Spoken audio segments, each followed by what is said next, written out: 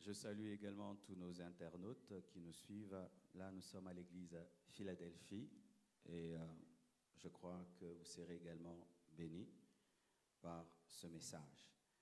Il m'a été demandé de répondre à une question. Pourquoi attendre jusqu'au mariage pour avoir des relations intimes? Pourquoi attendre jusqu'au mariage pour avoir des relations intimes? Premièrement, j'aimerais dire ceci, que le célibat est une chose difficile. Amen. Être célibataire, entendant la parole de Dieu, on vous prêche la sainteté, on vous prêche la pureté et la crainte de Dieu. C'est une chose difficile parce que malgré que nous sommes chrétiens, nous avons le vieil homme, nous avons la chair en nous qui nous pousse vers le péché, vers l'impudicité. Et face à cette dualité entre une nouvelle nature et une ancienne, il y a des gens qui cèdent à l'ancienne nature, à leur vieil homme, et ils pêchent. Et d'autres qui arrivent à dominer cette vieille nature en vivant dans la sainteté. Certaines personnes, à cause de la dualité qu'ils ressentent en eux, malgré qu'ils se sont convertis, sont découragés. Ils disent, si je suis chrétien, mais pourquoi je ressens ceci? Pourquoi je fais cela? Donc Dieu ne m'a pas sauvé. Il baisse les bras et se livre au péché, se livre à l'impudicité. Et ils disent que c'est impossible d'être un célibataire saint. Et lorsqu'une fille peut prétendre qu'elle est vierge, pour certains chrétiens même, c'est une absurdité, un miracle, alors que c'est une chose normale en Christ. Sachez ceci, mes frères et sœurs, qu'il est possible d'être célibataire et vivre dans la sainteté. Il est possible d'être célibataire et ne pas être impudique. Il est possible d'être fiancé et ne pas coucher avec sa fiancée, son fiancé. Il est possible d'être célibataire sans être dans la masturbation. Déjà, vous devez croire que c'est possible. Parce que si après cette parole, vous me posez des questions, ce serait bien, je vais édifier votre intellect, mais je ne vais pas toucher à vos esprits, vous devez le croire. Car si tu ne crois pas, alors toutes tes questions sont vaines. Ce sera seulement pour toi une occasion d'avoir des arguments pour continuer à pécher. Et si tu es venu là pour avoir des arguments de plus pour continuer à pécher, tu en auras, mais ce n'est pas le but. Vous devez croire qu'il est possible d'être célibataire dans la chasteté, dans la pureté, ayant la victoire sur tous les vices qui rongent la jeunesse actuelle. Est-ce que vous le croyez d'abord? Levez la main si vous le croyez. Amen. C'est bien comme nous sommes d'accord. Voici. Pourquoi attendre jusqu'au mariage pour avoir des relations sexuelles? J'ai 12 réponses. Amen. 12. 1. Pourquoi? Parce que c'est la volonté de Dieu. C'est la volonté de Dieu. Et la volonté de Dieu parfaite, que tu attendes jusqu'au mariage pour avoir des relations sexuelles. C'est la volonté de Dieu. Ce n'est pas la volonté du pasteur Marcelo, ce n'est pas la volonté du pasteur Ken. C'est la volonté de Dieu. Que tu attendes jusqu'au mariage pour avoir des relations intimes. Quel est le verset? J'irai même pas dans la loi de Moïse. Je prends Genèse 2, verset 24, avant même la loi. Que dit la Bible dans Genèse 2, verset 24? C'est pourquoi l'homme quittera son père et sa mère et s'attachera à sa femme et ils deviendront une seule chair. Amen. Adam et Ève sont les premiers mariés du monde. Et Dieu, au travers d'eux, établit un principe. Avant de faire une seule chair avec un homme, avec une femme, il faut quitter son père et sa mère. Et qu'est-ce qui nous permet de quitter notre père et notre mère? C'est le mariage. Celui qui ne s'est pas marié ne peut pas s'attacher. Celui qui ne peut pas s'attacher ne peut pas devenir une seule chair. Ainsi, par Genèse 2, verset 24, déjà, avant même la loi de Moïse, avant même l'évangile, Dieu établit un principe que pour faire une seule chair, il faut quitter ton père et ta mère. Quiconque n'a pas quitté son père et sa mère ne peut pas faire une seule chair. Faire une seule chair avec un homme, avec une femme, avant de quitter ton père et ta mère par le mariage, n'est pas dans la volonté parfaite de Dieu. Pourquoi il faut attendre? Parce que c'est la volonté parfaite de Dieu. Et Genèse 4, verset 1 nous dit, Adam connut Ève, sa femme. Elle conçut et enfanta Caïn, et elle dit, j'ai formé un homme avec l'aide de l'Éternel. Adam connut Ève, sa femme, pas Ève, sa copine. Alléluia. Adam connut Ève, sa femme, pas Ève, sa fiancée. Adam connut Ève, sa femme. On ne peut connaître que sa femme. On ne peut être connu que par son mari. Toute autre connaissance, toute autre intimité est impudicité et adultère. L'impudicité, ce sont les relations sexuelles entre des célibataires. Avant le mariage, lorsque deux célibataires ont des relations sexuelles en dehors du mariage, c'est l'impudicité.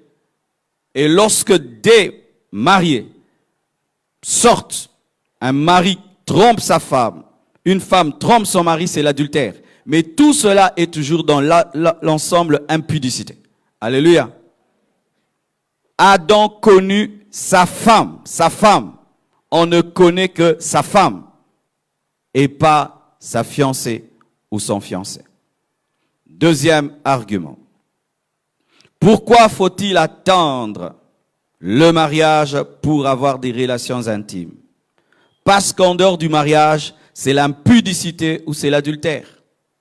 Toute relation sexuelle en dehors du mariage, c'est l'impudicité ou l'adultère. Donc, c'est le péché. C'est le péché.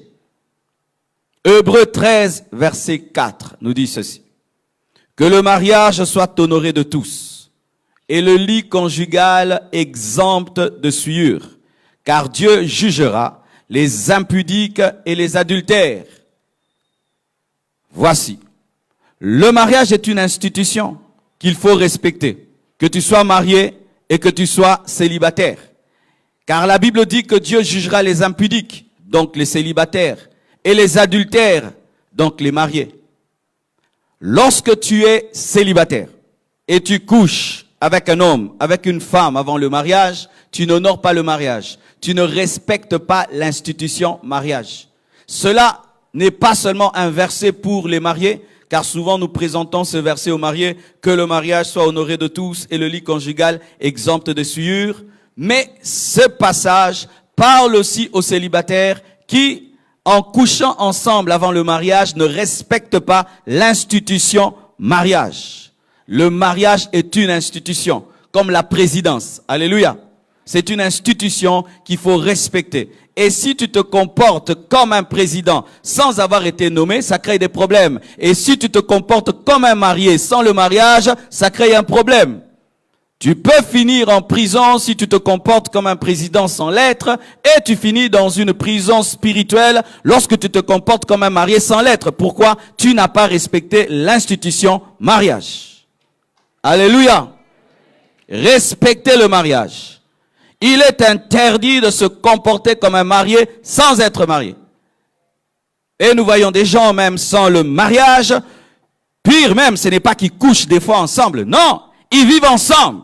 Ils ont même des bébés et on les appelle papa, papana, papana. Ce n'est pas parce que dans le quartier on t'appelle papaya que tu es marié. Amen. Hein? Et ce n'est pas parce que vous avez fait 10 ans de concubinage que vous êtes des mariés. Vos enfants sont des enfants de concubinage. Chaque enfant est un péché. Ouais. 10 enfants, 10 péchés. 20 péchés. 20 ans de concubinage, 20 ans de péché. Et même si la famille trouve que c'est normal et la société le trouve normal, c'est le péché. La femme samaritaine vivait avec un mari qui n'est pas son mari et Dieu lui a dit qu'elle n'était pas mariée. Le problème, c'est que nous sommes dans les Yakato Fanda et nous pensons que c'est Yakato Balana. Vous tous qui vivez sans mariage, vous n'êtes pas mariés. Oh, c'est ma femme. C'est ta femme? Tu l'as épousée? Est-ce que Dieu la reconnaît comme ta femme? Mais on est à 10 ans, 20 ans. Pas souvent ici, mais tu vas à l'étranger, il faut toujours poser la question aux gens, est-ce que vous êtes mariés? Parce qu'ils vont te présenter, c'est ma femme, c'est ma femme. Il faut poser la question, vous êtes vraiment mariés? Ils habitent ensemble, mais ils ne se marient pas. Et nous voyons même des frères et sœurs en Christ, ici, quand vous voyagez, vous allez habiter dans une maison avec un garçon, avec une fille. Oh, pourquoi on vit ensemble, on se touche pas? Ah, Pondu, Nantaba, Bisika Moko, Oliate. Ah non. Si vous êtes devenus des robots en Christ, nous sommes des hommes en Christ. Des hommes en Christ. Ah oui, il y a des robots. Robots en Christ. Robots en Christ, non, on vit ensemble. Ah, avec une femme, vous n'êtes pas mariés. Vous priez seulement. Ne tentez pas le diable lorsqu'il ne vous a pas tenté. Laissez-le tranquille. Amen. Hein? Ne faites pas une invitation à Satan lui disant, viens nous tenter. Amen. Troisièmement, pourquoi attendre le mariage? Parce que les relations intimes avant le mariage ont des conséquences néfastes sur tous les plans. Je ne suis pas là pour tourner le couteau dans la plaie, mais je veux dire des vérités. Amen. Est-ce que je peux être libre encadreur? Amen. On m'a donné la liberté. Amen. C'est dans que je dois demander la liberté parce que j'ai trop de problèmes. Parce que cela entraîne des conséquences néfastes sur tous les plans. La Bible dit ceci, dans Galates 5, versets 19 à 21. Or, les œuvres de la chair sont manifestes. Ce sont l'impudicité, l'impureté, la dissolution. L'impudicité est une œuvre de la chair selon Galates 5, verset 19. Et Galates 6, verset 7 à 8 nous dit, ne vous y trompez pas, on ne se moque pas de Dieu. C'est qu'un homme aura sémé, il le moissonnera aussi. Celui qui sème pour sa chair, moissonnera de la chair la corruption. Mais celui qui sème pour l'esprit, moissonnera de l'esprit la vie éternelle. Lorsque tu pratiques l'impudicité, qui est une œuvre de la chair, ne te trompe pas, on ne se moque pas de Dieu. Comme tu sèmes dans la chair, tu moissonneras la corruption. Tu auras des conséquences néfastes. Voici. L'impudicité a des conséquences néfastes sur le plan physique. L'impudicité amène des maladies, amène le sida, amène les syphilis, le gonorrhée et toutes ces maladies sexuellement transmissibles. Mais aussi la grossesse. Des fois, je suis étonné de voir des gens qui aiment les plaisirs mais qui n'aiment pas le bébé. Si tu aimes les plaisirs, il faut t'attendre au bébé. Vous êtes très étonné quand vous avez des grossesses, mais vous n'êtes pas étonné quand vous avez du plaisir. Tu aimes le plaisir, attends-toi au bébé. Maintenant, qu'est-ce que ça fait? Les conséquences physiques, c'est que tu auras des enfants en dehors du mariage. Et les enfants qui naissent en dehors du mariage, lorsqu'ils ne rencontrent pas Christ, ils se sentent complexés face aux autres, parce qu'à l'école, on se pose des questions. Et toi, t'es né où? Moi, dans le mariage, et toi, en dehors du mariage. Ah oui. Et sachez ceci. Lorsque vous avez des relations intimes avant le mariage, la plupart des hommes sont des irresponsables. Ils aiment le plaisir, mais quand vient le bébé, ils rénient le bébé même s'il lui ressemble. Alors, tu vas te retrouver comme étant une fille mère. Et quand tu es une fille mère, les probabilités du mariage diminuent, vrai ou faux? Dans nos églises, nous bénissons 300 mariages, 400 mariages. Combien de mariages de filles mères? Combien? Combien de mariages de filles mères? Lorsque vous avez des relations intimes avant le mariage, sachez que vous aurez des enfants avant le mariage, des enfants hors mariage, qui peuvent faire de vous un père, un garçon père et des filles mères. Dans certaines familles, on n'accepte pas des hommes qui ont déjà des enfants. Il y a des filles qui n'acceptent pas des hommes qui ont déjà des enfants. Elle ne voit pas dans sa vision être avec un homme qui a déjà eu un enfant. Alors les relations intimes avant le mariage peuvent faire que la femme de ta vie te refuse pour un bébé. Que l'homme de ta vie refuse de t'épouser parce que tu as déjà eu un enfant. Et des fois, cet homme peut t'aimer mais sa famille ne t'accepte pas. Des fois, cet homme peut t'aimer avec ton enfant mais sa famille résiste. Et va vous résister même pendant 5 ans, 6 ans. Et le temps qu'on vous résiste, qu'est-ce que cela crée? Vous allez encore tomber, vous aurez un deuxième bébé en dehors du mariage. Et pour ceux qui aiment les apparences, ça amène à l'avortement. Tu as avorté combien de fois? Toi qui te moques des filles mères, si tu devais engendrer toutes les grossesses que tu as eues, tu aurais combien? Une équipe de football. Mais oui, na longoli yango komo nango nini? Totanga on komo nango te, poebiko bomi. Ça va amener l'avortement. Et l'avortement peut amener quoi? La stérilité. Peut ouvrir des portes à des puissants des ténèbres, à des démons, à une culpabilité. Car nous remarquons les personnes qui ont avorté avant le mariage, lorsqu'elles font seulement 1 année sans enfant, ça devient quoi? Peut-être que Dieu m'a maudit. Peut-être parce que j'avais tué. Et vous commencez à couper les liens, brûler les liens, bouillir les liens. Pourquoi? La culpabilité. Vous qui aimez le plaisir, est-ce que vous vous attendez aux enfants? Vous qui aimez le plaisir, sachez que cela peut vous pousser au meurtre.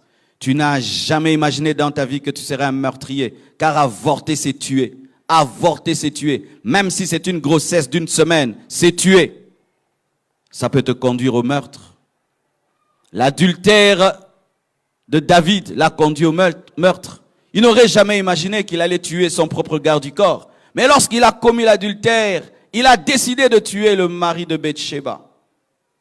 Conséquence physique. Une autre conséquence physique, c'est que lorsque tu t'habitues à la sexualité avec un homme, avec une femme, sachez que la sexualité, c'est comme manger. Et dans le domaine gastronomique, lorsque ta bouche s'est habituée à manger une certaine nourriture, elle peut refuser une autre nourriture. Et lorsque tu as une vie sexuelle épanouie avant de te marier, c'est que tu ne sais pas. Tu es en train de te déformer par rapport à ton mariage, car il se peut que tu ne vas pas épouser cet homme ou cette femme, mais qui te dit que ton mari sera aussi capable que ce voyou? Oui, qui te dit que ton mari sera aussi capable que ce voyou? Ce voyou pouvait te satisfaire 3 fois. Ton mari, 5 minutes, il a atterri. Vous comprendrez ça quand vous marierez. Ah oui. Ainsi, vous vous habituez à des choses que vous n'aurez pas. Tu t'habitues à manger une nourriture que tu ne sauras pas préparer. Et cela peut déformer ton corps. Car l'homme qui te connaît te modèle à sa taille. Et qui te dit que le mari que tu vas épouser aura la taille de cet homme. Ainsi, tu as un plaisir que tu n'auras forcément pas dans le mariage. Et ça fera quoi? Pendant que tu es marié, certaines doivent se concentrer sur leur ex pour avoir la jouissance. Et le mari pense qu'il est en train de coucher avec sa femme, alors que la femme est en train de coucher avec son ex pour arriver à l'orgasme. Faites très attention. La sexualité laisse des traces. Des traces. Et dans l'autre sens aussi. Pas seulement dans le domaine du plaisir. Il se peut que tu es en train de sortir avec un homme, mais cet homme fait tellement mal les choses. Et dans ta tête, tu te dis, il n'y a rien dedans. Il n'y a rien. Il fait tellement mal qu'il t'abîme aussi. Et tu penses que tout est mauvais. C'est ainsi que nous avons même des sœurs qui tout le temps disent non, non, non, non. Tu ne sais pas pourquoi. Parce qu'une fois, elle a connu un homme qui a tellement mal fait les choses, ne lui donnant que des douleurs et des douleurs, et elle ne veut pas se marier. Et même si elle se marie, elle fuit son mari à cause du passé. Ces expériences-là combattront. C'est comme Ismaël qui combat Isaac. Les expériences avant le mariage.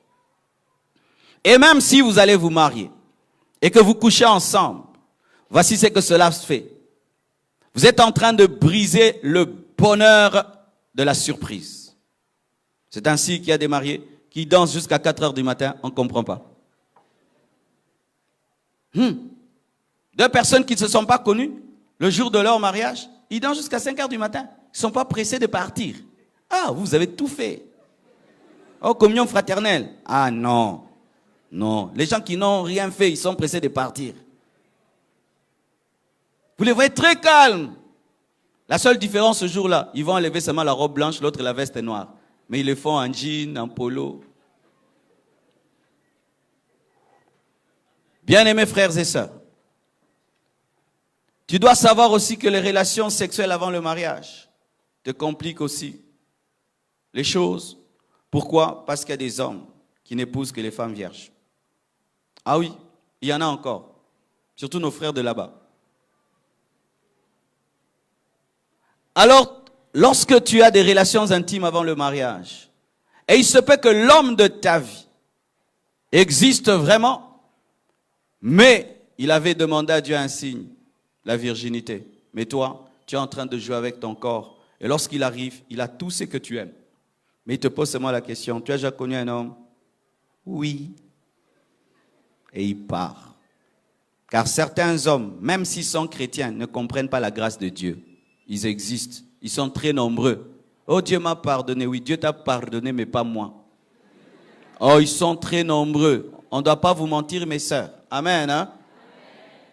Mais dans ce domaine, souvent, nous les hommes sommes des machos parce que les femmes ne posent même pas la question, as-tu déjà connu une femme? Les hommes se glorifient. C'est pourquoi moi je dis aux frères, si réellement nous sommes des chrétiens, le critère virginité ne doit pas être aussi important comme si nous étions dans l'Ancien Testament.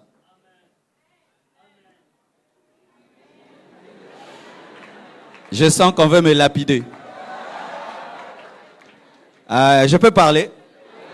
Mais c'est terrible, hein? Tu vas avoir un frère qui va prêcher la grâce de Dieu, c'est une faveur imméritée et Dieu te pousse à faire grâce à une sœur. Non, non, non, non, la faveur imméritée avec un tel frère, pas avec moi. Moi, c'est la loi.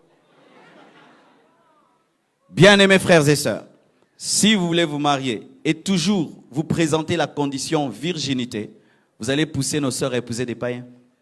Parce qu'il est supposé que lorsqu'on vient en Christ, on a péché d'une manière ou d'une autre. Il faut vérifier la repentance. Alléluia. Car aussi une femme peut être vierge, mais très très mauvaise. Alléluia. Une mauvaise femme, insolente, impolie, très très sale, mais elle est vierge. Alors si pour vous, la virginité, c'est ça seulement qui suffit pour épouser une femme, vraiment, vous avez commis la pire erreur. Parce que la virginité, quand tu épouses une femme vierge, eh ben, elle perdra cette virginité en une nuit. Mais après maintenant, le caractère dure pour toute la vie. Mais non, ce n'est pas non plus que je vous encourage à perdre votre virginité. Mais c'est un équilibre important. Parce que nous sommes dans l'église et dans l'église nous devons prêcher la grâce de Dieu. Amen. Les conséquences physiques. Pour ma part, en matière de relations intimes, je parle aussi de la masturbation parce que la masturbation, c'est coucher avec ta main. Amen. Et je vous prie, arrêtez de vous masturber. Amen. Arrêtez de vous masturber. J'ai prêché dans une église et Dieu m'a dit de parler de la masturbation. Et lorsque j'ai fait l'appel, c'était la moitié de l'église qui est passée devant. Parce que le diable a dit aux chrétiens, tu peux le faire tout seul, comme ça tu ne pêches avec personne, mais tu pêches avec ta main. Lorsque tu t'habitues à te masturber avant le mariage, tu es en train de te déformer. Étant donné que quand tu te masturbes, tu le fais tout seul et tu te connais et tu sais qu'est-ce que tu dois te faire pour parvenir au plaisir, l'autre, quand il va t'épouser, il ne connaît pas comment fonctionne ton corps, il peut se faire que malgré que tu es marié, tu continues à te masturber. Je vous assure, je connais une femme qui a attrapé son propre mari en train de se masturber, mais marié. Alors ne pensez pas qu'en développant une mauvaise habitude de masturbation, lorsque vous allez vous marier, cela va s'arrêter. Tu seras étonné que malgré le mariage, la masturbation te réclame, car si vous ne savez pas, dans le mariage, on ne couche pas tout le temps. Des fois, on peut se chamailler, se quereller, et pendant ces temps-là, il n'y a rien, mais la main est toujours disponible. Moi, je vous parle, hein? Alors, cette habitude-là viendra à ton secours lorsque vous allez vous quereller. Ainsi, tu seras un adultère dans ta maison. Mais ce n'est pas que tu couches avec une autre femme, ni avec un autre homme, avec ta propre main. Et au dernier jour, tu finis en enfer, tu es très étonné. J'ai péché avec qui? Tu as péché avec ta main. Arrêtez maintenant. Déjà, soyez libérés déjà maintenant que vous êtes célibataire. Sinon, en allant dans le mariage, vous pouvez des fois souffrir d'impuissance. Vous pouvez souffrir d'éjaculation précoce. vous pouvez souffrir de frigidité. Quand tu le fais avec ton mari, tu ne ressens rien. Tu le fais avec ta femme, tu ne ressens rien. Et tu es très étonné, mais c'est à cause d'une mauvaise habitude que tu as acquise tout en étant célibataire. Si tu étais repenti, mais cela continue, fais l'effort de voir les serviteurs de Dieu, parce que l'une des choses qui brise la masturbation, c'est le partage. C'est l'un des péchés les plus secrets dans l'Église. Et lorsque quelqu'un arrive à partager, à le dire, à mettre à nu ce péché, sa puissance est anéantie. Cherche les encadreurs, va leur dire, j'ai un problème avec la masturbation. Il peut même se faire qu'à cause de cette masturbation, tu as du mal à te marier, car elle ouvre des portes à des maris de nuit et à des femmes de nuit. Car lorsqu'un homme se masturbe, il doit forcément se concentrer sur une image érotique ou sexuelle qui attire des puissances des ténèbres. Et chaque fois que tu te masturbes, tu ne le fais jamais seul. Il y a toujours un démon, une puissance des ténèbres qui est là, active, couchant avec toi. Couchant avec toi.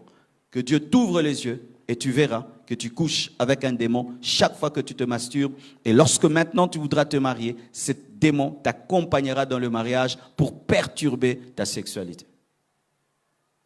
Une conséquence physique de l'impudicité. Et cela laisse des souvenirs, des souvenirs. Les gens qui ont eu une sexualité active avant le mariage gardent des souvenirs. Des souvenirs.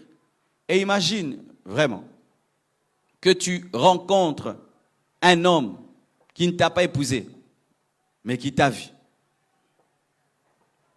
Vous voyez ça? Un homme ne t'a pas épousé, mais il t'a vu. Et un jour en plein culte, il vient s'asseoir à côté de toi. Et tu es marié, mais il t'avait vu. Hey! Yeah! Vous voyez les choses que ça fait? Et un jour, tu présentes à ton mari, c'est mon ex. Ah! Il y a des hommes, quand tu dis c'est ton ex, la jalousie vraiment renaît à un niveau. Ça perturbe les relations sociales. Une autre conséquence de l'impudicité, c'est que ça amène des conséquences sur le plan social. Le scandale, la honte. Sur le plan spirituel, j'en parlerai au cours de mon enseignement. Mais aussi sur le plan financier. L'impudicité avant le mariage engendre la pauvreté. Car tout cet argent que tu dépenses pour donner à cette femme pour qu'elle couche avec toi, bien aimé, si tu l'avais épargné, tu aurais déjà commencé une affaire, une boutique. Mais aussi une dépendance au péché, financièrement. Lorsque tu couches avec un homme et il te donne de l'argent, tu t'habitues à l'argent du péché. Tu t'habitues à l'argent du péché. Et certaines sœurs ne se marient pas à cause de cela. Un homme sort avec toi et te donne l'argent. Mais un jeune célibataire, pauvre, mais ayant l'avenir, vient obéir. Tu préfères ton papa Mouchina que ce jeune honnête et sincère qui va t'amener graduellement vers la gloire. Mais tu préfères avoir un papa qui te donne de l'argent. Une dépendance financière au péché qui peut faire même que tu acceptes d'être une deuxième femme, une troisième femme, au lieu de commencer à zéro avec un jeune homme qui n'a que 4 chaises blanches. Faites très attention, car l'impudicité peut te lier financièrement. Et imagine un homme qui t'achète maison, voiture, Mercedes, qui te fait voyager tout le temps en Europe. Et un jour, tu entends la parole de Dieu qui te dit de te mettre en ordre. Et Dieu te montre l'homme de ta vie. C'est un jeune étudiant qui vient à peine de finir ses études et il est engagé avec un petit salaire. Tu seras entre ta vraie destinée et le plaisir et la richesse provenant du péché. J'aimerais parler à toute sœur qui est ici. Si tu es entretenu par un homme dans le péché, dans l'adultère, renonce déjà maintenant. Car sache qu'au dernier jour, Dieu jugera les adultères. Pourquoi attendre encore?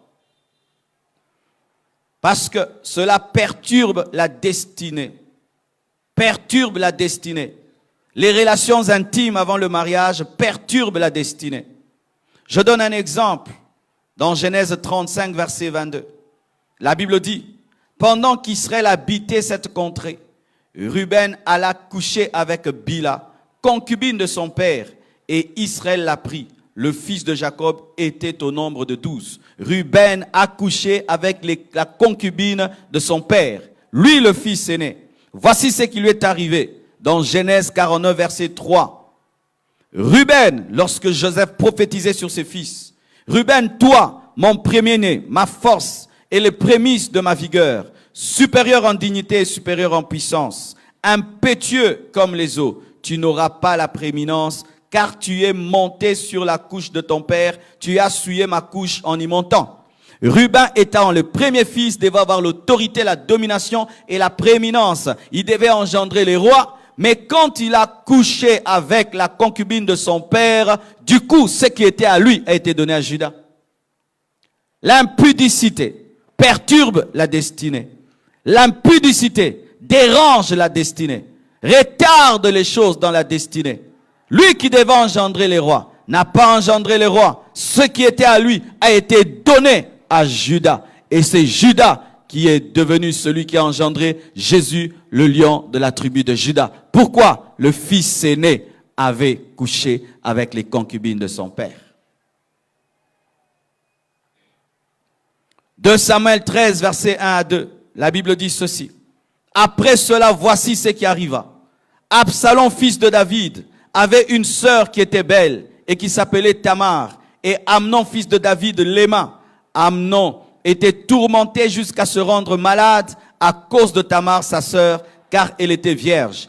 Et il paraissait difficile à Amnon de faire sur elle la moindre tentative. Après cela, c'est après quoi? C'est après que David ait pris Bathsheba, la femme d'autrui, que son fils a été rempli du désir d'inceste. Et cela amenait quoi? La mort dans la maison, la rébellion, la tuerie. Pourquoi? Le père a connu une femme qui n'était pas sa femme. Lorsque vous avez des relations intimes avant le mariage, vous perturbez la destinée. Et sachez ceci. Une femme peut être ta femme. Mais quand tu couches avec elle, le diable peut te la voler. Un homme peut être l'homme de ta vie. Mais quand tu couches avec lui, le diable peut te le voler. Ainsi, vous remarquez que lorsque Amnon a couché avec Tamar, il a haï Tamar. Il a désiré avant. Et c'est ce qui arrive. Tu penses qu'en te donnant un homme, il t'aimera davantage. Mais le jour où tu te donnes, il te méprise et te déconsidère. Et il va vers une autre qui n'est pas sa femme. L'impudicité perturbe la destinée. Pourquoi? Parce que dans les fiançailles, c'est une période d'observation. Et dans l'observation, il faut éviter qu'il y ait des stimuli extérieurs qui peuvent perturber le raisonnement et la sagesse. Lorsque tu es en train d'étudier le caractère d'un homme et d'une femme, mais tu couches avec elle, qu'est-ce que ça va faire? Ça va perturber ton jugement. Tu ne sauras plus pourquoi tu l'épouses, pour le plaisir ou pour son caractère. C'est pourquoi les mauvaises personnes qui savent qu'elles ont un mauvais caractère aiment pousser les autres dans l'impudicité pour que tu ne puisses plus te concentrer sur ses défauts, mais sur le plaisir. Des voyous. Oui.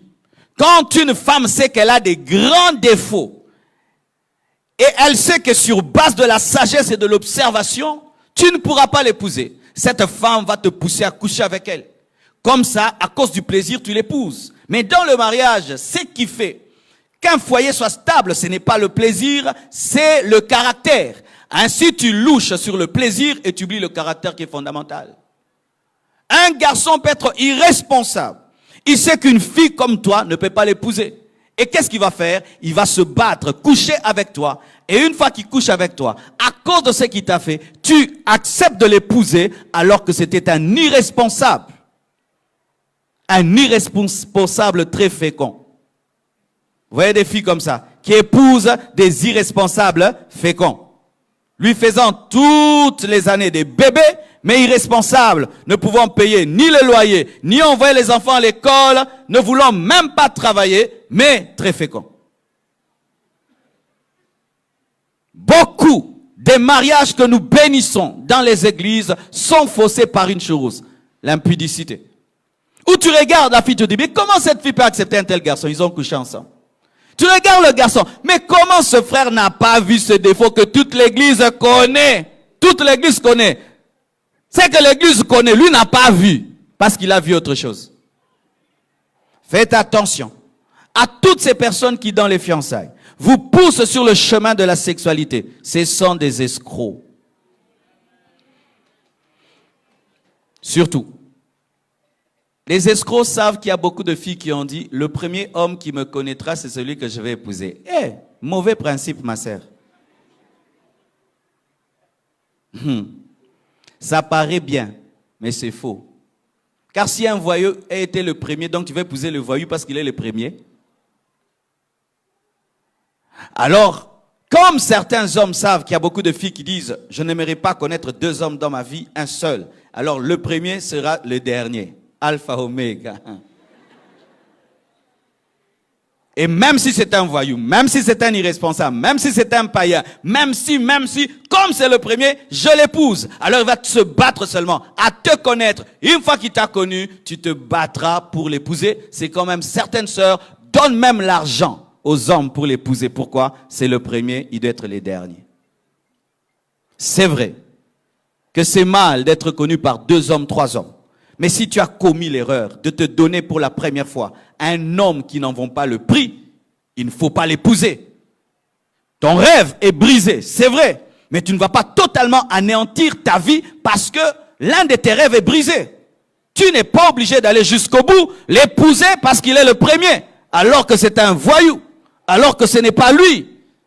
C'est vrai que c'est le premier. Mais vous n'avez pas la même vision. C'est vrai que c'est le premier, mais vous n'avez pas le même tempérament. Vous n'avez pas le même rêve. Vous n'avez pas les mêmes ambitions. Vous n'avez même pas la même spiritualité. Même si c'est le premier, il ne doit pas être le dernier. Pleure, demande à Dieu pardon, relève-toi et cette fois, sois sage. Alléluia. 5e, pourquoi il faut attendre le mariage? Parce que l'impudicité ouvre la porte aux démons. L'impudicité engendre le transfert des esprits impurs. L'impudicité attire les démons et chasse les anges. L'impudicité attire les démons et chasse les anges. La Bible dit ceci. 1 Corinthiens 6, versets 15 à 16. Ne savez-vous pas que vos corps sont des membres de Christ? Prendrais-je donc les membres de Christ pour en faire les membres d'une prostituée? Loin de là. Ne savez-vous pas que celui qui s'attache à la prostituée est un seul corps avec elle? Car, est-il dit, les deux deviendront une seule chair. Bien-aimé, lorsque tu couches avec quelqu'un, vous devenez une même chair. Vous vous transmettez tout. Amen. Hein? Il n'y a pas qu'un transfert sanguin. Il n'y a pas qu'un transfert physique, il y a aussi un transfert spirituel. Lorsque vous devenez une même personne, automatiquement, les puissances de ténèbres qui habitaient cette personne considèrent que tu es cette personne. Tu couches avec un homme qui est possédé, automatiquement, tu deviens cet homme et sa possession devient ta possession. C'est pourquoi il y a des gens, depuis que tu as couché avec tel, tu as un esprit d'impudicité. Un esprit d'impudicité t'a rempli. Tu n'étais pas aussi pervers qu'avant. Tu te trouves, mais qu'est-ce qui m'arrive? Tu es devenu aussi pervers, possédé que cet homme, que cette femme. Il y a transfert des démons. Mais écoutez, lorsque tu es marié et tu vis dans la crainte de Dieu, si ton mari est impudique, ta femme est impudique, et toi tu couches avec elle, il n'y aura pas de transfert des démons parce que Dieu te protège. Alléluia. Parce que c'est dans le mariage. Mais quand vous n'êtes pas marié, il y aura transfert de démons, car l'ange de l'Éternel campe autour de ceux qui le craignent. Alléluia. Mais si tu crains Dieu, c'est dans le mariage, ton mari devient infidèle, ta femme devient impudique, tu couches avec elle, Dieu te protégera parce qu'il veille sur toi. Mais si vous n'êtes pas marié, les anges de Dieu ne vont pas camper autour de vous et il y aura transfert des démons, transfert des malédictions, transfert des puissances des ténèbres. Et sachez que dans le domaine de la sorcellerie, la sexualité est parmi les plus grandes armes. Lorsque le diable veut détruire une jeune femme, il pousse un garçon sorcier à coucher avec elle. Lorsque le diable veut détruire un jeune garçon, il pousse une femme sorcière à coucher avec lui. Je peux vous témoigner des choses, des attaques démoniaques que j'ai eues. Bien-aimé, tu vois une très très belle fille et tu dis, ah, Dieu m'a montré la femme de ma vie. Tu vas dormir, Dieu te montre qu'elle est sorcière. Bien-aimé, faites attention. Le diable choisit les belles femmes et les beaux garçons.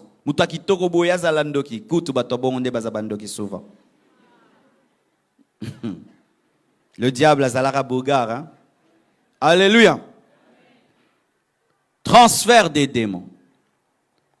Depuis que tu as couché avec elle, tu échoues à l'école. Depuis que tu as couché avec lui, tu n'as plus d'argent. Depuis que tu as couché, rien ne marche dans ta vie. Tu n'as que des problèmes, des malédictions et des problèmes. Et souvent nous cherchons les démons très loin. Les oncles, les tantes, alors que c'est l'homme ou la femme avec lequel tu couches avant de te marier. Bien-aimé, si tu fais un bilan, avant les fiançailles, tout allait bien. Tu avais de l'argent, tu prospérais, tu avançais. Depuis que tu es fiancé et tu couches avec cette fille, tout va mal. Il y a eu un transfert de malédiction.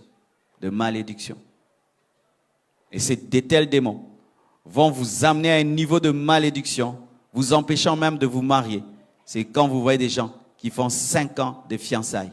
Jamais ils ne trouvent la dot. Incapables de réunir la dot. La dot devient une montagne, devient un Goliath. Ces puissants de ténèbres viennent pour vous empêcher de trouver même le moyen de vous marier, mais vous maintiennent dans l'impudicité. Alléluia.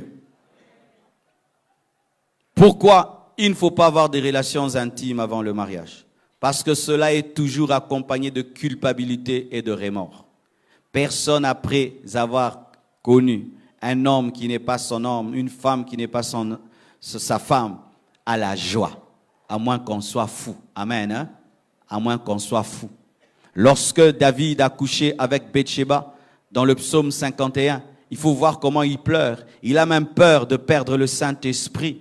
Il a peur que Dieu puisse le rejeter. Mes frères et sœurs, les relations intimes avant le mariage ne procurent jamais la paix et la joie parce que pour avoir une bonne sexualité épanouie, il ne faut pas avoir de la culpabilité. Lorsque seulement tu as la culpabilité, du coup le plaisir s'en va. Lorsque vous avez peur d'être attrapé, le plaisir s'en va. Lorsque vous avez peur, pendant que vous commettez, toutes les prédications du pasteur Marcelo reviennent, tu n'auras pas la joie et la paix. Les gens qui commettent l'impudicité commettent une chose dont ils ne vont pas profiter au maximum.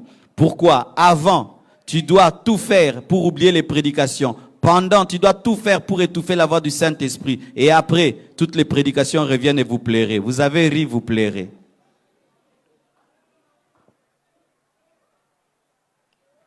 C'est pourquoi je vous donne un secret pour vaincre l'impudicité. Pensez au remords avant le remords et vous n'aurez pas de remords. Lorsque le diable te pousse à l'impudicité, dis-lui, je sais déjà ce que je sentirai, je vais pleurer, je serai culpabilisé, je ne le fais pas. Ainsi, tu sens ce qu'il y aura avant que le sentir et tu ne le sentiras pas. Mais qu'est-ce qui se passe? Le diable nous fait oublier les conséquences pour qu'on commette le péché. Si Adam et Ève avaient vu les conséquences, ils n'allaient pas commettre le péché. Bien-aimé, tu ne seras pas heureux. Tu auras une vie remplie de tristesse et de remords. Tu te sentiras petit. Tu te sentiras petit spirituellement. Tu seras complexé même sur le plan spirituel face aux démons et aux puissants des ténèbres. C'est quand vous voyez un frère qui avant chassait les démons. Quand les démons tombent, les démoniaques tombent, il venait chasser les démons. Et puis tu dis, frère, ça me l'a pasteur Mikolote, yemorami yebi maramoto sala, démon PC parole de connaissance, na yopé, na lobo sala ki lobby. Yao bobanga osbenga na ba démons. Surtout ba démon ba lobaka. Et ba démon musu baza munoko aba na yo penza leka mon peu frère aleki. Il faut pas osongi c'est moi yebi pone aleki makamba salara. Aza même démon na démon ba obengana. Il a un démon ami au démon. Alléluia. Et sachez ceci. Un véritable chrétien n'a jamais la joie dans le péché. Tu peux t'entêter, tu peux donner des versets, cantiques de cantiques, la grâce de Dieu. Tu n'auras jamais la paix, car l'impudicité attriste le Saint-Esprit. Et quand le Saint-Esprit est attristé, il cesse de te donner la paix, la joie. Il te convainc de pécher en te rendant triste. Et pourquoi aimerais-tu mener une vie de tristesse? une vie sans joie, ou quand tu pries, tu es culpabilisé. Tu adores le péché devant toi. Dans tout ce que tu fais, tu as le péché devant toi. Il n'y a aucune joie dans le péché. Il n'y a que des remords et des culpabilités.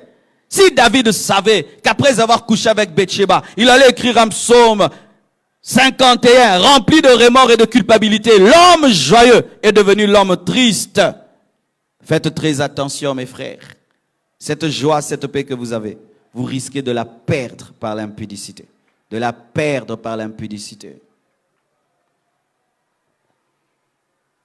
Pour ceux qui veulent lire le psaume de David, après qu'il ait couché avec Bathsheba, vous lirez le psaume 51, versets 1 à 12, un psaume rempli de remords, rempli de culpabilité. Voici. Septièmement, pourquoi éviter l'impudicité? Pourquoi éviter les relations intimes avant le mariage? Parce que l'impudicité est un péché et l'un des péchés les plus asservissants. Et l'un des péchés les plus asservissants. Voici. Quand quelqu'un vole, il n'y a pas un plaisir physique derrière le vol. Quand quelqu'un triche, il n'y a pas un plaisir physique. Il n'y a pas un plaisir physique derrière la tricherie. Mais quand quelqu'un commet l'impudicité, il a du plaisir, mais il a péché. Le corps sécrète une drogue lorsque l'homme a le plaisir sexuel. Et cette drogue touche le cerveau. Et de la même manière qu'il y a des personnes qui sont liées à la cocaïne, il y a des gens qui sont liés à la drogue, sécrétée par le corps lorsqu'il y a relation sexuelle. C'est lorsque vous voyez quelqu'un qui n'arrive pas à arrêter l'impudicité comme un drogué, qui n'arrive plus à arrêter avec la cocaïne. Mon frère, toi qui n'as jamais connu l'impudicité, n'ose pas. Amen. Hein? C'est comme si tu dis, Bobé tangama tongandambouya, cocaïne sentir. Alléluia. Tous ces hommes que vous voyez derrière des prostituées, tous ces hommes que vous voyez derrière le péché, pourquoi ils sont? C'est parce qu'ils sont liés, ils deviennent esclaves. Mes frères et sœurs, ne jouez pas avec le péché. Le péché a servi. Le péché rend esclave. Surtout l'impudicité, parce que c'est un péché accompagné d'un plaisir. Tu fais le mal, mais tu te sens bien. C'est pourquoi le diable retient les gens dans l'impudicité. Il sait que c'est mal, mais le corps lui dit, oui, c'est mal, mais je me sentirai bien. Et rien que pour cette jouissance de quelques minutes, il y a des gens qui sont liés toute leur vie, comme le drogué, qui pendant un court moment seulement, quand il prend la drogue, il commence à aller, il est sur des nuages, il oublie ses problèmes, il oublie ses difficultés. Rien que pour ça, il peut être lié à la cocaïne. Il en est de même avec l'impudicité. C'est pourquoi, mes frères, je vous pose cette question. Un plaisir de quelques minutes t'amène en enfer. Le diable t'a escroqué. Tu finis dans le feu, rien que pour un plaisir de quelques minutes. Quelle escroquerie! Alors réfléchissez très bien. Lorsque tu finiras dans le feu à cause de l'impudicité, tu diras, j'y suis parce que j'ai aimé le plaisir. Et le plaisir t'amène une souffrance éternelle. Pour un petit plaisir, tu connais une souffrance éternelle. Faites très attention. Vous qui n'avez jamais connu l'impudicité, il se peut que tu avec ta fiancée, vous ne couchez pas ensemble. Et vous rencontrez un jour des frères, les faux frères des églises, qui ont des mauvais témoignages à partager aux gens. Frère, nous on couche ensemble, mais Dieu nous a pardonné, on s'est mariés, hein, et puis Dieu nous a bénis avec des triplés. Il y a des gens qui ont des témoignages comme ça. Et puis vous voyez un couple, des fiancés, qui ne couchaient pas. Oh, mais eux, malgré ce qu'ils ont fait, Dieu les a bénis, vous essayez. Faites attention. Dans le domaine de la noyade, il y a des gens qui se noient et qui crient au secours, on les sauve. Mais d'autres se noient pour du bon. Peut-être Yosa Baoba Kendalibé là. Faites attention. N'ose pas. Amen. Hein? N'ose pas.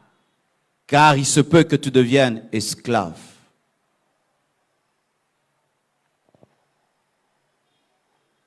Huitièmement, parce que c'est un trou dans la cuve de l'onction. Si tu veux perdre l'onction, vis dans l'impudicité. Toute ton onction partira.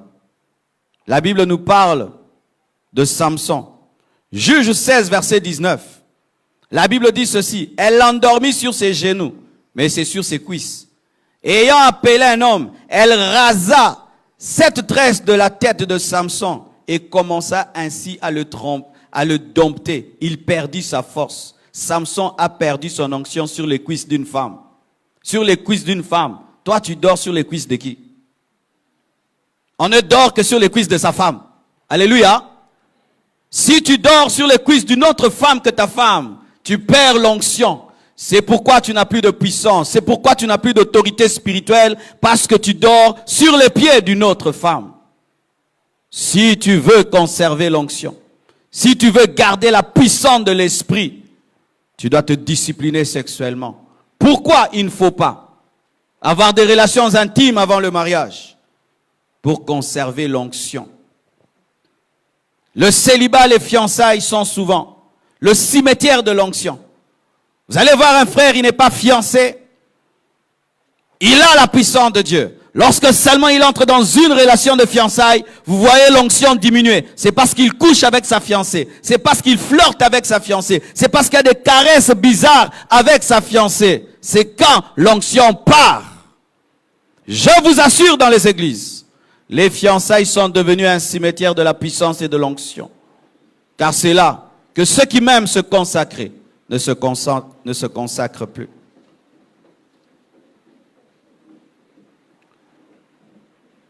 J'aimerais terminer.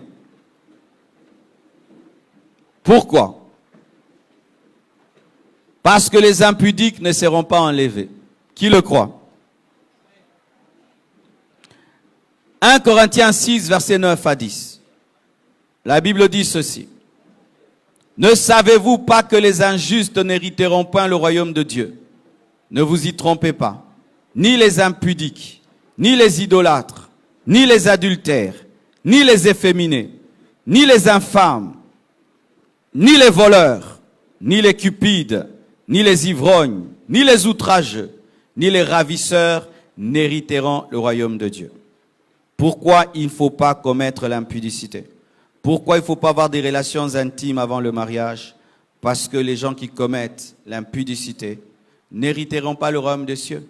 Si Jésus revient, il te trouve dans l'impudicité. Même si tu vas à l'église, tu resteras. Alors ratez le mariage avec Christ seulement pour le plaisir. Mes frères et sœurs, aucun impudique ne sera enlevé. Aucun impudique. Aucun impudique n'entrera dans le royaume de Dieu. Et qui le dit? Paul, l'apôtre de la grâce. Les relations intimes avant le mariage te privent le royaume de Dieu. Te privent d'entrer au ciel. D'entrer au ciel. Tu peux donner la dîme, l'offrande, venir à l'église, dire je suis de Philadelphie, je suis de la compassion, je suis... Cela n'amène personne au ciel. Personne au ciel. Sans la sanctification, personne ne verra Dieu. Et nous devons avoir une sanctification dans notre corps, car notre corps est le temple du Saint-Esprit. Bien-aimés frères, pourquoi tu dois éviter des relations intimes en dehors du mariage? C'est parce que la Bible dit qu'un homme qui a des relations intimes avant le mariage ratera, n'entendra pas le son de la trompette. Lorsque Christ reviendra dans les airs, même si tu t'appelles chrétien, tu es impudique, tu resteras. Alors, bien-aimé, pour un homme, pour une femme, rater le divin mari. Pour un homme, pour une femme, rater le divin époux. Jamais de la vie. C'est pourquoi un fiancé qui te dit, si tu m'aimes, couche avec moi. Oh, si tu m'aimes, couche avec moi. Si je t'aime, j'aime Jésus, j'adore Jésus. Toi là, sors, aventurier escroc. Tu me fais des chantages. Toi, si tu m'aimes, tu attends. Alléluia. Si tu m'aimes, tu attends. Si tu m'aimes, couche avec moi. Et si tu refuses, tu sais, il y a d'autres. Va chez les autres. Tu as déjà un langage d'adultère dans les fiançailles. Va. D'ailleurs, maintenant, je te permets, va chez les autres. Mais il y a des femmes, lorsqu'il y a un chantage, si tu m'aimes. Il y a un garçon, il est allé dire à une fille, vraiment, je suis malade, tu dois me guérir. La sœur devait devenir infirmière. Et la sœur, prise de compassion, je l'aide. Un homme qui t'aime, il te respecte. Un homme qui t'aime, t'épouse. Un homme qui t'aime, il attend. Un homme qui couche avec toi, c'est comme quelqu'un qui entre dans une maison, il n'a pas payé la garantie, le loyer. Bien aimé, c'est un squatter. Il a squatté. Il a squatté.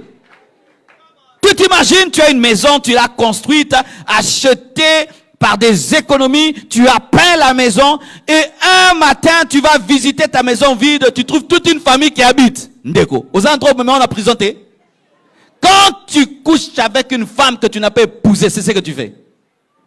Ok, vous faites un ndako yo, vous faites le côté. Vous encouragez. Et même pire, vous tabassez même vos fiancés. Et toi, ma soeur, tu restes. Petit que vous voyez nangaza brutal. Yo vraiment ça chidingi pensa. Chidingi. Il t'a pas doté, il couche avec toi et il te tape encore. Et tu repasses les habits, tu prépares la nourriture. Mais yo tu relis kazé mite. Non, non, non et non. Et non et non. Alléluia. Non, non et non et non. Et non. Ayez de la personnalité. Tu as une destinée, Dieu a un plan pour toi. Et tu ne vas pas enterrer ta spiritualité pour un homme et un homme qui est patient. Oh non, c'est parce que dans notre famille, il y a l'esprit de célibat. Non, c'est toi qui as l'esprit d'impatience. Donne-moi la main, je vais parler. J'aimerais encourager les sœurs qui commencent à avoir 40 ans. Tenez bon, tenez bon. N'acceptez pas n'importe qui parce que l'âge a avancé. Tenez bon, tenez bon. N'acceptez pas n'importe quoi parce que les parents se moquent de vous. Tenez bon. N'acceptez pas n'importe quoi parce que vos petites sœurs se sont mariées. Car la plupart des sœurs commettent des erreurs lorsqu'elles commencent à grandir. Elles commencent à diluer les principes. Plus l'âge augmente, plus elles diluent. Je n'épouserai qu'un chrétien, plus l'âge avance. Attends, pagan n'a changé. Un homme s'il me demande, je refuse. Ndambukak. Oui, beaucoup de sœurs, quand l'âge avance, et qu'elles voient leurs petites sœurs, et à cause des pressions que nous avons dans nos familles, même à l'église, mes frères, nous devons des fois parler à nos sœurs célibataires âgées, avec beaucoup d'amour, parce que nous ne savons pas ce qu'elles endurent. Ces sœurs-là pouvaient même être deuxième femme de quelqu'un.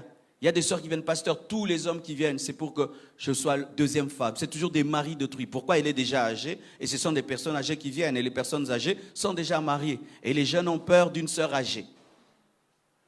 Alors elle tient bon, dans la sainteté, dans la pureté. Au lieu qu'à l'église, on puisse les parler avec amour, encouragement, on se moque d'elle. Eh ma sœur Toulier, eh Yopenzakan, au lien des célibats et tout. Tu sais ce qu'elle endure? Combien de noms elle dit à des hommes? Car sachez que les sœurs qui ont cet âge-là sont courtisées par des personnes très adultes, qui recherchent des femmes mûres, à qui elles peuvent tout donner. Et ces sœurs refusent. Elles se gardent. Mais à l'église, on la remplit de honte et de tout le reste, alors qu'elle peut avoir des millions en sortant avec un grand homme. Tenez bon, mes sœurs. Et si même tu dois mourir seul, meurs avec Jésus. Amen. Oui, nous devons aussi dire cela. Alléluia. Si tous ceux qui viendront seront des aventuriers et des aventuriers, meurs sans un homme, au moins tu as gagné le royaume des cieux. Ah oui, Jésus est plus important que le mariage. Jésus est plus important que le mariage. Jésus est plus important que le mariage. Il ne faut pas se marier à tout prix. Il faut bien se marier. Il ne faut pas se marier à tout prix. Si tous ceux qui se présentent vont te rendre malheureuse, ma sœur, vis seule avec Jésus. Sois comme la prophétesse Anne. Tu verras le roi. Amen. Pourquoi il faut éviter les relations intimes avant le mariage? Parce que les impudiques ne seront pas enlevés. Parce que les impudiques iront en enfer. Vous savez que les impudiques iront en enfer? Oui. Le Dieu qui t'a créé, si tu es impudique, il te jette dans le feu. Le Dieu d'amour, qui est mort à la croix pour toi, qui a versé son sang. Si tu es impudique, il te jettera dans le feu. Ne pense pas que tu es exceptionnel. Moi, j'ai une grâce particulière avec Dieu. Je peux me permettre de faire n'importe quoi. Je finirai au ciel. Ça, c'est ta propre Bible que tu viens d'inventer. Apocalypse 22, versets 14 à 15 nous dit ceci. Heureux ceux qui lavent leurs robes afin d'avoir droit à l'arbre de vie et d'entrer par les portes dans la ville. Dehors les chiens, dehors les enchanteurs, dehors les impudiques, les meurtriers, les idolâtres et quiconque aime et pratique le mensonge. Dehors, dehors, en dehors de la nouvelle Jérusalem céleste, les impudiques. Pourquoi tu dois éviter les relations sexuelles avant le mariage? Pour ne pas aller en enfer. Pour ne pas aller en enfer. Car si tu meurs impudique, tu vas en enfer. Même s'il y aura un prêtre qui viendra avec l'eau bénite, avec l'encens, ça ne fait rien du tout. Je viens d'un deuil. Il y a un prêtre qui est venu à la fin avec de l'eau. Il a jeté sur les corps. Il a dit que la maman est allée au ciel. Ah, j'ai dit, Osabangouya makasi papa oyo pesa Osabangouya. Eh, kaka na mai kaka memi mtulola.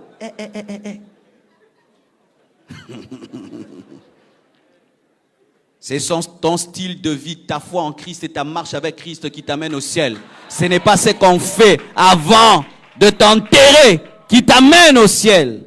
Si tu meurs impudique, qui que tu sois, tu vas en enfer. Impudique avec ta fiancée, tu vas en enfer. Merkoba langa kaka, tu vas en enfer. Tout ça, l'entraînement, tu vas en enfer. Mais oui, beaucoup des fiancés pêchent. Pourquoi ils se disent, on finira par se marier? Alors, comment on finira par se marier? On s'entraîne. Ma soeur, tu es une 4x4 qu'on essaye avant de démarrer. On s'entraîne par le péché à vivre le mariage. Est-ce que tu as besoin de t'entraîner? Faites très attention, mes frères. La mort peut surgir de n'importe où. Même le jour de votre mariage, tu es en train d'aller vers et tu meurs. Les impudiques iront en enfer. Tu es là impudique, tu meurs, tu vas en enfer. Dans le feu éternel. Alors que Christ est mort pour toi. Alors qu'il a versé son sang. Mais ton impudicité te prive cette grâce. Faites très attention. Alors, frères et sœurs, terminons avec cette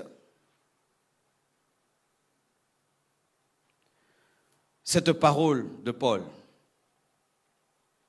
Pourquoi faut-il éviter les relations intimes avant le mariage? Parce que c'est un double péché. Dites double péché. Double péché contre Dieu et contre son corps.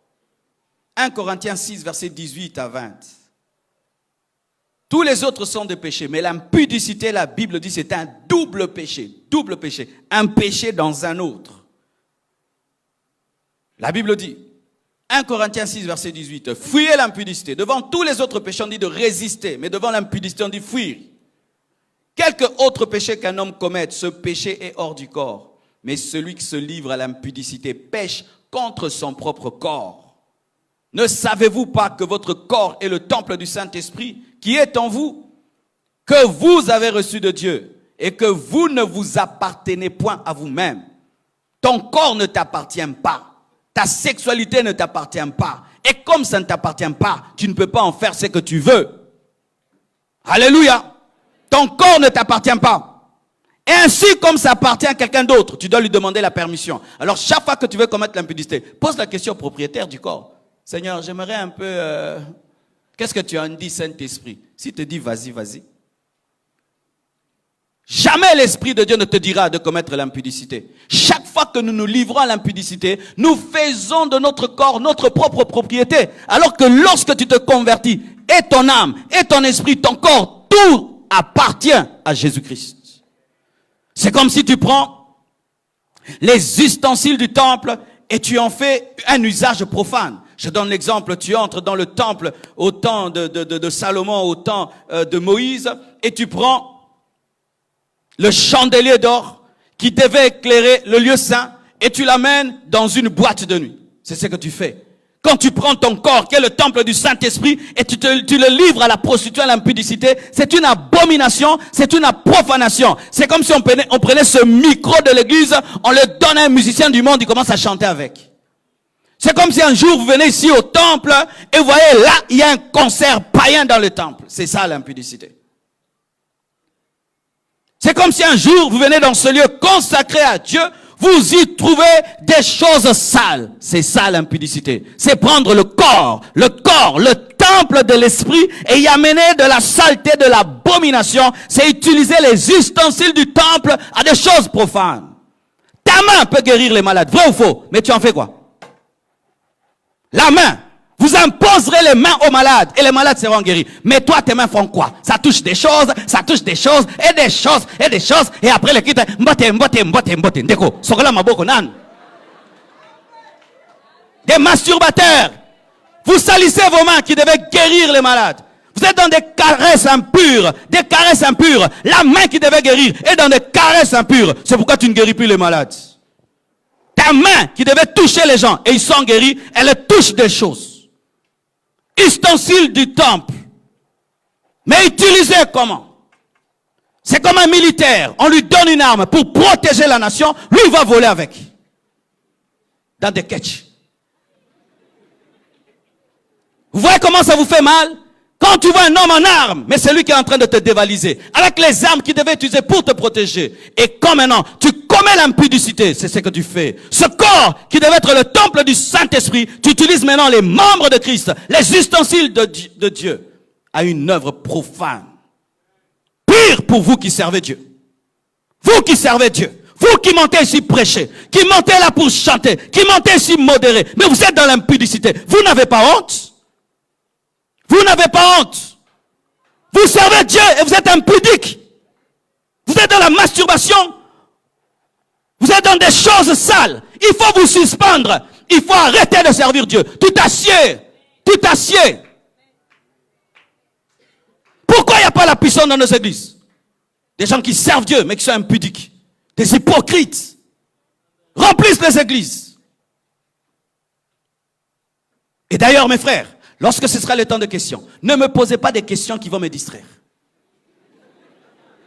Posez des questions que sur ce que je veux dire.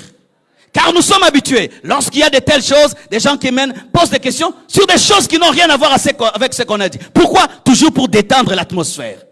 Des fois, il ne faut pas détendre l'atmosphère. Pour que les gens prennent des décisions. Sinon, vous allez vous habituer à la parole de Dieu et la parole de Dieu va vous juger au dernier jour.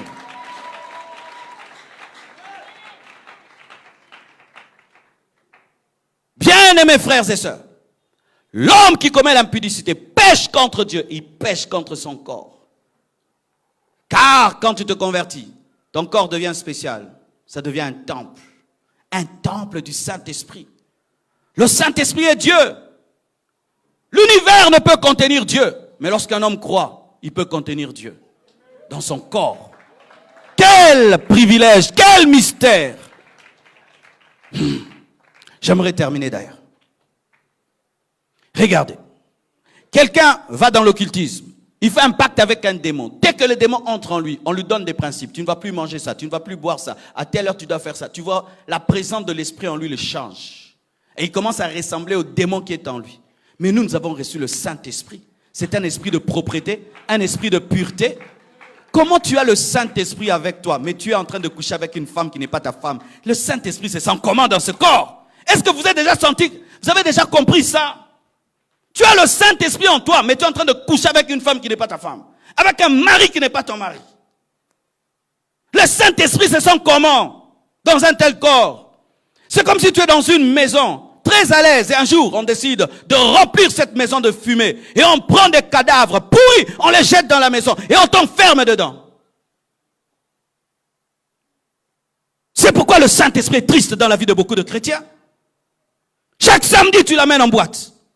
Chaque samedi, tu couches avec une femme. Et tu as un Saint-Esprit. Tu ne sais même plus que tu as le Saint-Esprit. Il est en mode survie. Mode survie. Je vous assure, mes frères et sœurs, nous devons décider de pratiquer la parole de Dieu et de vivre la parole de Dieu et ne pas nous laisser influencer par le modernisme. Amen. Hein? La Bible reste la Bible, même si on est au 21e siècle, on ne corrigera pas la Bible pour devenir une église cool. Une église cool. Une église cool. Frères et sœurs, je suis sûr que certains en écoutant disent, c'est bien, mais que faire? Écoutez ce que Paul dit. Ne savez-vous pas que vous êtes le temple du Saint-Esprit? Alors je comprends que Paul invitait l'église de Corinthe à la révélation. L'un de mes secrets dans le domaine de la sanctification, ce n'est pas la discipline, c'est ce que je connais. La révélation de la parole me sanctifie. Je ne dis pas que je suis le temple du Saint-Esprit, je sais, j'ai la révélation que je suis le temple du Saint-Esprit. Et il est connu à l'église Compassion. Une sœur qui me tente, je te tape. Oui, c'est connu. Na obetio. Avant secrétaire, na betio pesali kofi. 1. Présent d'impolitesse. 2. Ongo boma vinanga na se défendre.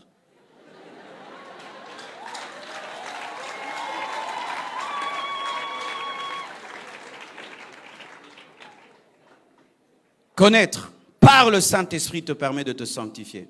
C'est pourquoi, quand vous lisez la Bible, priez pour qu'un esprit de révélation vous anime, pour que vous compreniez la parole.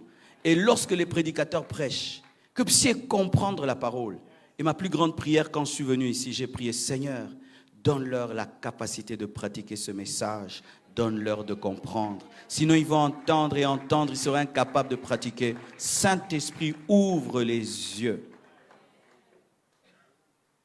Vous allez voir que dans ce thème, il y a un enseignement derrière. La patience, n'est-ce pas?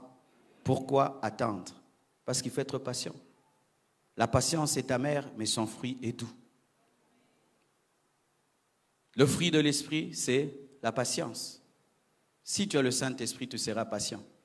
Et d'ailleurs, tu te rendras compte que tu brûlais pour rien. Car même comme on va te donner cet homme et cette femme, tu ne coucheras pas avec elle tous les jours. Alors tu vas te rendre compte, c'est comme quand on était des enfants. Tu as faim et tu aimerais qu'on prépare maintenant. Et quand la table est faite, on te dit termine, tu n'arrives plus à terminer. C'est pareil aussi. Chers célibataires, vous voyez quand vous voyez les mariés, ils se marient là, ils se tiennent, vous nous enviez. Ah vraiment, moi aussi, je rate.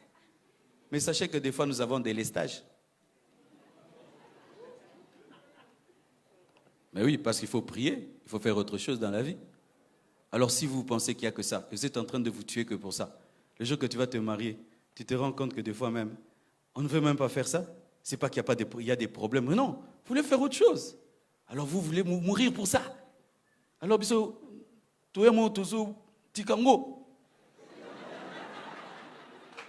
est-ce que les mariés peuvent dire amen?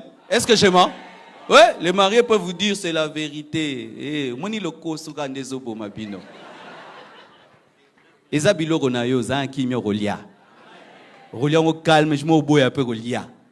Car si on te prend, mon frère, avec la femme là que tu aimes beaucoup, on vous enferme dans une même chambre, on dit pendant une semaine, tu vas vous dire alors, pourquoi tu vas mourir pour une chose que tu auras? Dis à ton voisin, pourquoi tu vas mourir pour une chose que tu auras? Pourquoi tu vas te tuer pour une chose que tu auras?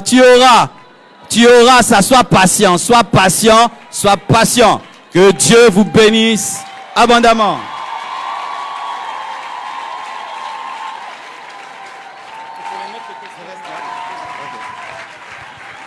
Je pensais qu'on allait mieux acclamer le Seigneur. Je parle d'acclamer le Seigneur. Je pensais qu'on allait dire merci autrement.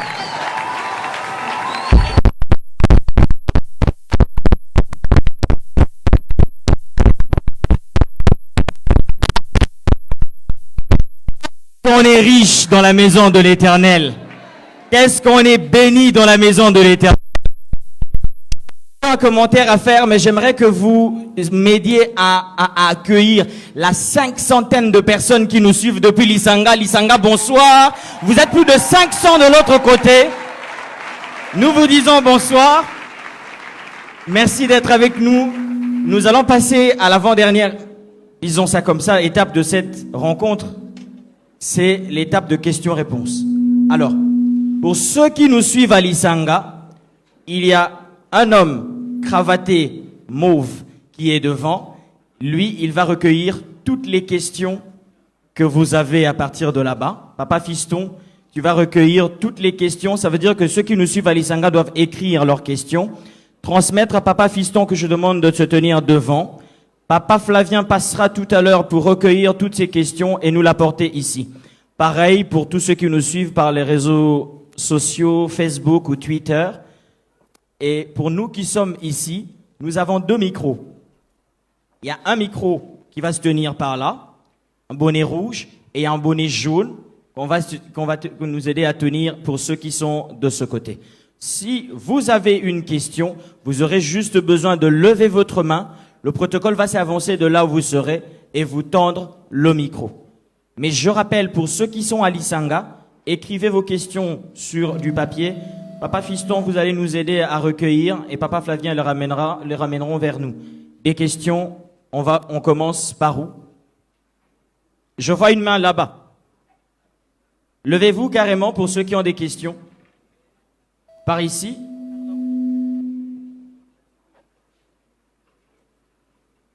On commence par ceux qui sont devant. Oui, mon frère. Ok. Merci beaucoup pour la parole. J'aimerais un peu poser sur, bien que Pasteur nous a prêché à s'abstenir, surtout contre les relations sexuelles avant le mariage. Mais ma question est celle-ci. Si je suis fiancé et que je suis prêt pour le mariage, est-ce que c'est certains actes préambulaires, disons donc, pas toucher les rapports sexuels, hein, mais les caresses, le baiser, est-ce que là, c'est un peu autorisé? Donc, je suis déjà en voie. Merci. Merci. On prend la deuxième question. La sœur est de l'autre côté. Ramenez-la. Ramenez-lui rapidement le micro. Oui. Allez-y, ma sœur. Bonsoir. Bonsoir. Il y a un pasteur belge que je suis. Ce pasteur l'a dit. La Bible dit, l'homme quittera son père et sa mère pour s'attacher à sa femme. Il suppose que le mariage est une institution des hommes. C'est pas tellement divine. Si pour se marier au Congo, il faut payer la dot, c'est pas dans tous les pays qu'il faut payer la dot. Donc, dire qu'il faut payer la dot avant de connaître sa femme, ce serait pas intéressant. Il faudrait vivre ensemble déjà, c'est important. Au moins, tu as quitté tes parents pour aller vivre avec un homme. C'est ce que le pasteur dit. Au fait, j'aimerais savoir s'il a raison ou il a tort, puisque je me sens confuse. Vous voulez savoir si on peut vivre avec son partenaire dans un autre contexte que l'Afrique est un problème ou pas? Voilà. Merci, ma sœur. On a pris 2 questions par là. Voilà. Bonsoir. Bonsoir. Ma question était de savoir, parce que le mariage en RDC est assez graduel, donc il y a 3 étapes. C'est de quel mariage on parle ici? Le coutumier, le civil ou le religieux? Merci, mon frère. Le mariage reste un mariage. Une autre question par là? Il y a une main par ici, ma sœur. Peut-être une 5e, mais on va clôturer cette première vague en attendant les questions qui nous viennent et des réseaux sociaux et de Lisanga. Si vous nous suivez par Facebook ou Twitter, Bonsoir. vous pouvez poster votre texte. Bonsoir. Ouais, ma question est celle de savoir si pour un jeune serviteur de Dieu, alors il a un fiancé déjà, une fiancée, et il veut, comment est-ce qu'il peut faire peut-être dans les cadres de faire plaire à sa fiancée, jusqu'où il peut aller et jusqu'où il peut aller. Quelles sont les limites quand on est fiancé? Quelles sont les limites? Merci, mon frère. On prend une dernière. On la prend où, la dernière? Apparemment de l'autre côté. Tout au fond, là. Essayez d'avancer un petit peu, mon frère, s'il vous plaît. Voilà. Bonsoir, pasteur. Ma question, c'est celle-ci. Vous avez parlé de s'abstenir lorsqu'on est fiancé. Oui, c'est bien lorsqu'on en parle, mais ce n'est pas facile à faire lorsqu'on est fiancé. Alors, ma question est, quelles sont les méthodes que vous pouvez nous donner pour pouvoir s'abstenir lorsque nous sommes fiancés? Parce que ce n'est pas facile. Il a au moins eu le courage de pouvoir dire que ce n'était pas facile. On va prendre les réponses du pasteur pour le solo de 5 premières questions que nous venons de recevoir.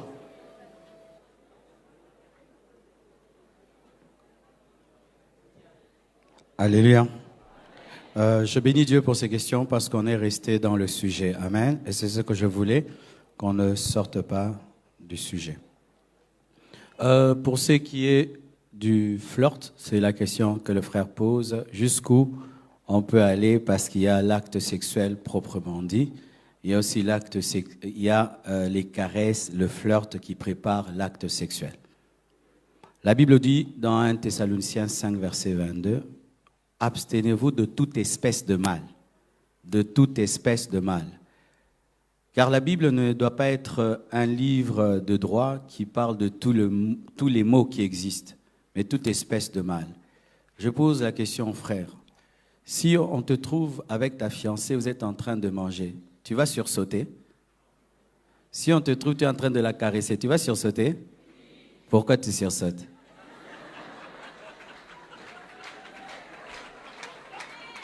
Parce que c'est une espèce de mal. Ta conscience te le reproche. Et là, il dit que tout ce qui se fait sans conviction est un... N'est-ce pas que tu peux venir témoigner que toi et ta fiancée, vous êtes allés au restaurant, vous avez mangé, le restaurant était bien. Tu peux le faire, non? Est-ce que tu peux venir témoigner comment vous avez bien flirté? Tu vois? Pourquoi? Parce que tu en as honte. Pourquoi tu en as honte? Parce que ta conscience te le reproche. Alors sache. Pourquoi il y a les flirts? Les flirts sont là pour préparer surtout la femme à l'acte sexuel, parce que la femme, il faut bien la préparer avant. Maintenant, toi, tu prépares une femme pour rien faire. C'est comme si tu chauffes la voiture pour ne pas démarrer et quitter la maison. Tu es en train de brûler le carburant pour rien.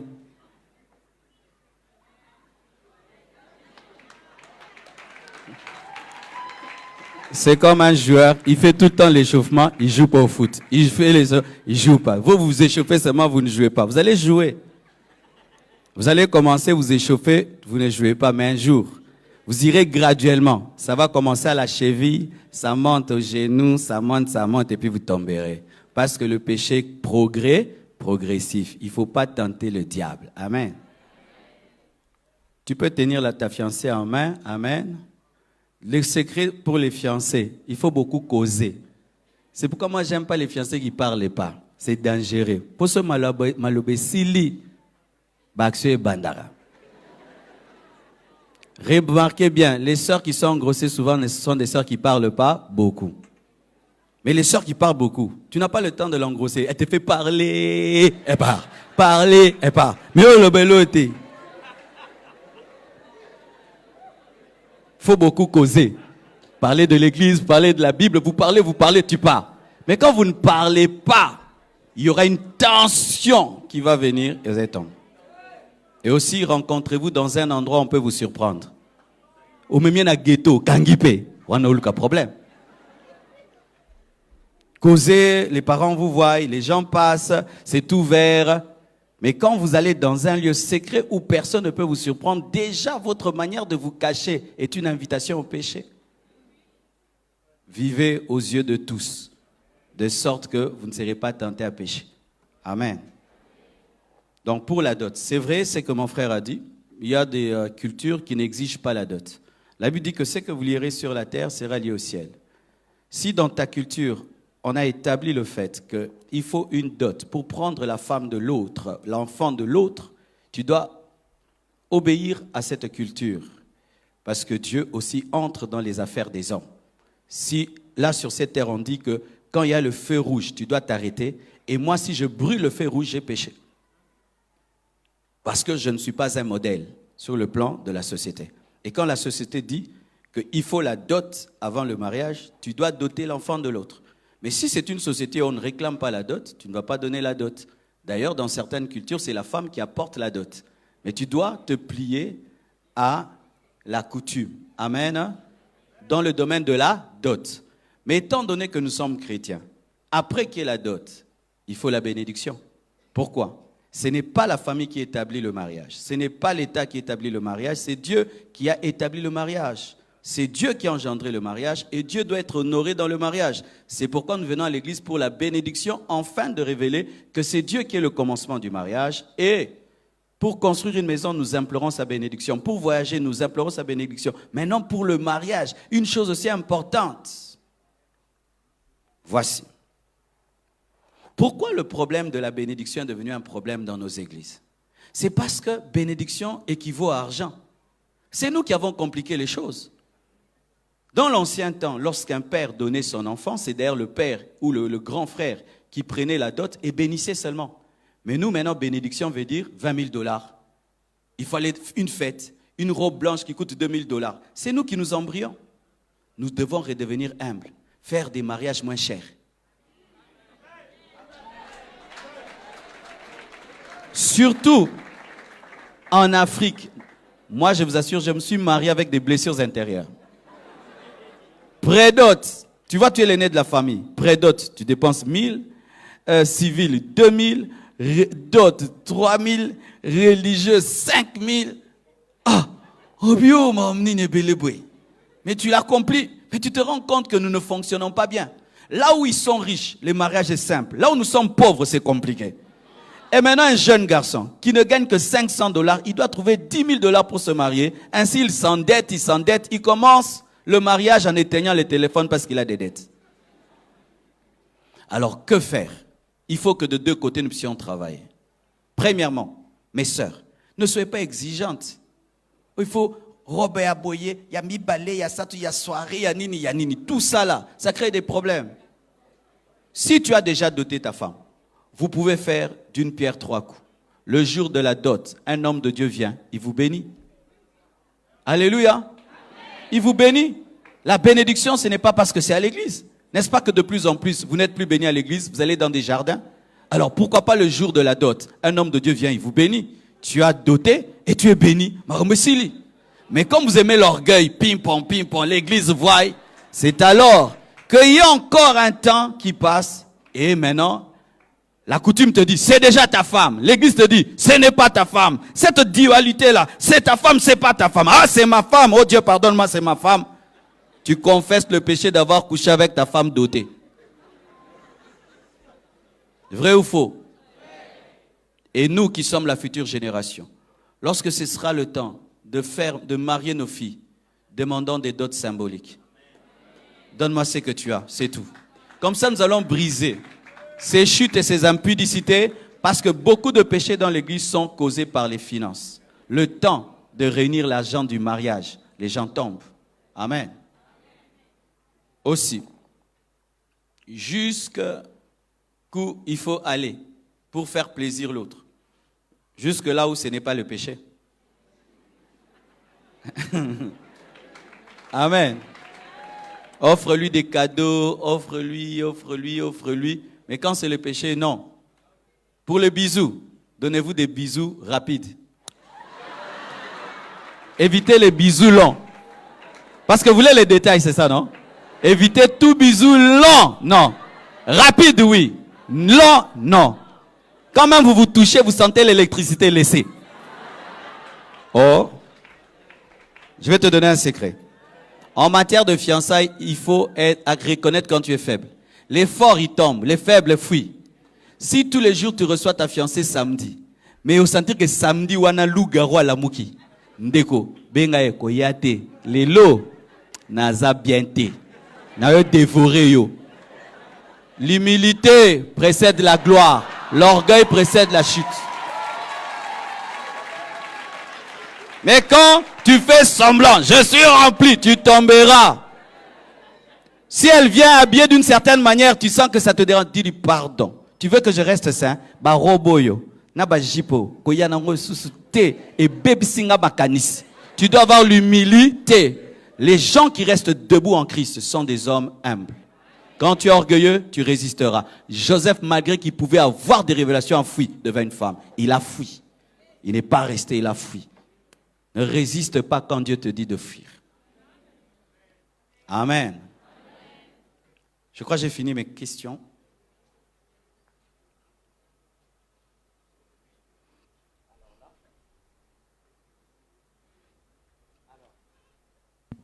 Ok. Alors là, on va passer la nuit, pasteur. Demain, il y a culte. Hein? Ah oui. Quelqu'un dit, quelles sont les barrières? Quelles sont? Quelles sont les barrières à instaurer dans une relation amoureuse pour éviter de tomber dans l'impudicité? C'est une question qui vient de l'Isanga. Et une question d'eux-mêmes qui vient de nos internautes, ceux qui nous suivent via Facebook. Il y a quelqu'un qui dit, ça fait 3 ans que je suis en relation avec un homme sans relation sexuelle.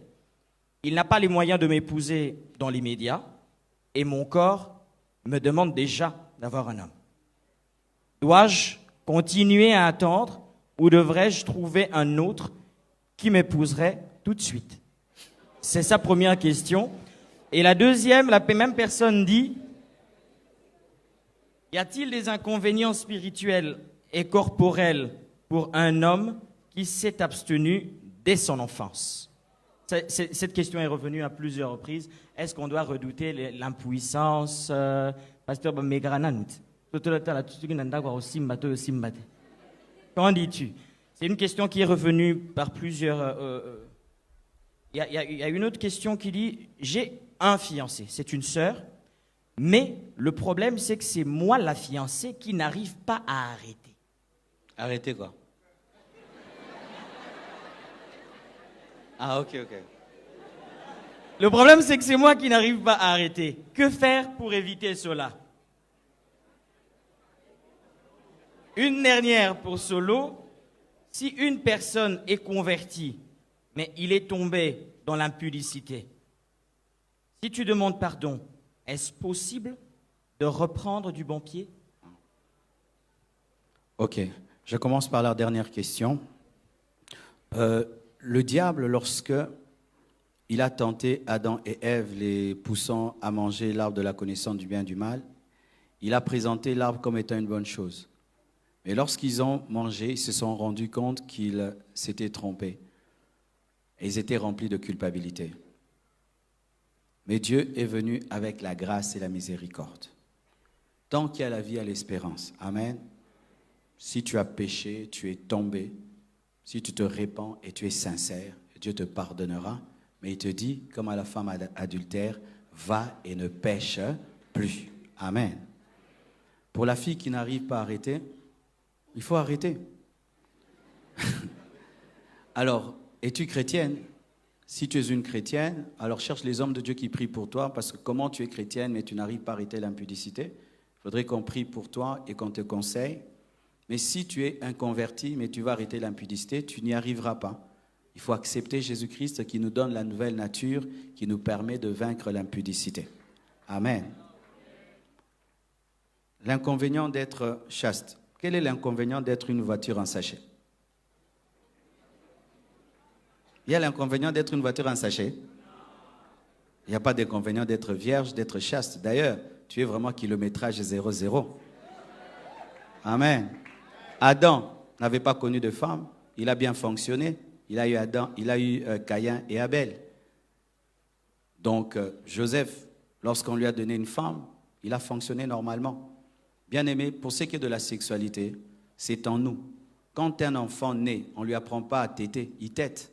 C'est en l'homme. Et tu n'as pas à t'entraîner. L'entraînement est déjà en toi. Ça viendra progressivement pour certaines choses, mais tu n'as pas besoin. Amen. Écoutez ceci. S'il s'avère aussi que tu es une sœur, tu as connu beaucoup d'hommes, et tu épouses un homme qui n'a pas connu d'homme, des fois il faut être patient. Toi, tu as une grande expérience, lui n'en a pas. Il faut être patient. Parce que des fois, dans le mariage aussi, c'est un problème de manque d'harmonie. Amen. Un problème de libido. Alors, il faut être patient. Parce que toi, tu as eu beaucoup d'expérience. Tu dois patienter pour que lui aussi arrive. Amen. Par aussi un homme, tu as eu beaucoup d'expérience et tu épouses une femme vierge, ce qui fait que tu dois être patient. Et quand on aime, on est patient. Et on m'a dit que c'est un département des jeunes mariés. Alors j'aimerais même parler aux jeunes mariés.